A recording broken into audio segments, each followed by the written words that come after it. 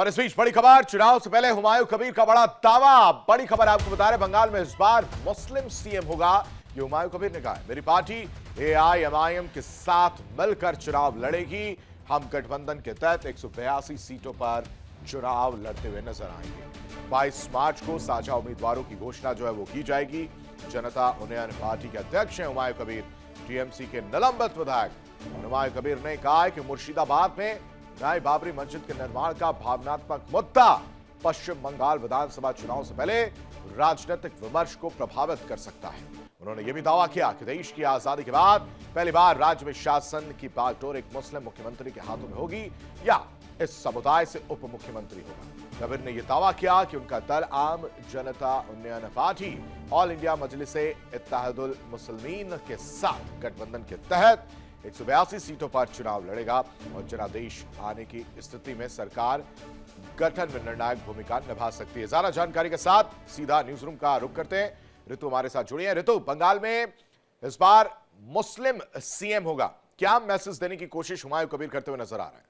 आशीष, याद कीजिएगा वो दौर जब उन्होंने एक विवादित बयान दिया था और जब बाबरी मस्जिद को लेकर अपना पक्ष रखा था, उस दौरान से ही हुमायूं कबीर कहीं ना कहीं सुर्खियों में है। और इस दफा जब वो बयानबाजी में सामने आए हैं, इन दावों को लेकर सामने आए, ये दौर बहुत क्रूशल है।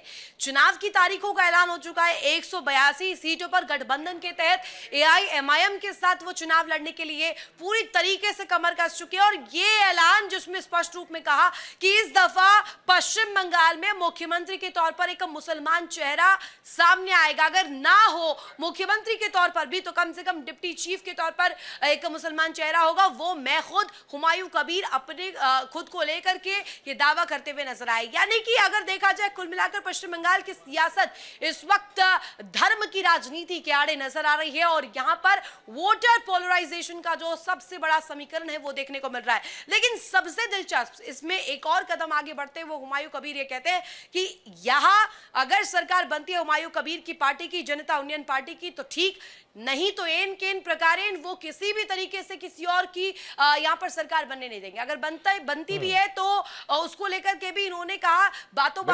ये बहुत देखने वाली बात होगी कि हुमायूं कबीर अगर इस तरह से जो बयान दे रहे हैं इसका कितना बड़ा इंपैक्ट देखने को मिलेगा। क्या हुमायूं कबीर ने जो ऐलान किया है कि अगर ओवैसी के साथ जाते हुए नजर आएंगे और इसका कितना ज्यादा वोट पर असर पड़ता हुआ नजर आएगा। फिलहाल बहुत शुक्रिया ऋतु तमाम जानकारी देने के लिए। देखिए इंडिया डेली 24/7 अब आपकी स्मार्ट टीवी पर। इंडिया डेली मौजूद है सभी डिजिटल प्लेटफॉर्म पर लाइव और लगातार। इंडिया डेली 24/7 हर दिन राष्ट्र को समर्पित।